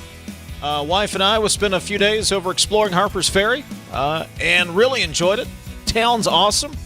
A lot of great places to eat. A lot of nice little coffee shops. If you like to get the, salted caramel, mocha, whatever. I don't. I drink black coffee. I can get it anywhere. But A lot of nice little places to eat. A lot of history over there, TJ. So really enjoyed it. And everybody, really nice. So shout out Harper's Ferry. You're doing it right. Good job. Great place. Great place. You need to broaden your coffee horizons. I mean, a little cream or a little shot of this or something. Why? Why not? Why? No. Life can be good. Embrace it. I drink iced coffee every once in a while. Oh, okay. All right. That's something. All right. Just give me just a nice cup of black coffee that resembles diesel fuel, and we're good to go. That's all I need to get my day rolling. I was banned from making coffee in the office in my early years because I guess I used too much, and they said it tasted like diesel fuel. So an email went around, and I had to begrudgingly say, yep, it was me. And from there on out, they locked the coffee. Chris Lawrence can probably verify this, but when I started here in Morgantown, Cadillac Jim Stallings was the PD for WAJR, and we had the pre-measured Folgers packets that go in the machine, right? Oh, yeah. He would use 2 of them because one didn't get the job done. And let me tell you, buddy, black as coal coming out of that coffee pot. But Jim said that's what you had to have if you were working mornings. All right, Jim. Nothing wrong with that. Cadillac Jim Stallings. All right, that's going to do it for us today. We're back tomorrow morning at 10:06. Coming up across many of these same Metro News radio stations. You can check out Metro News Midday Hotline and Sportsline as the day goes on. For the entire crew, Dave Wilson, we'll talk to you tomorrow at 10:06. This is Talkline on Metro News, the voice of West Virginia.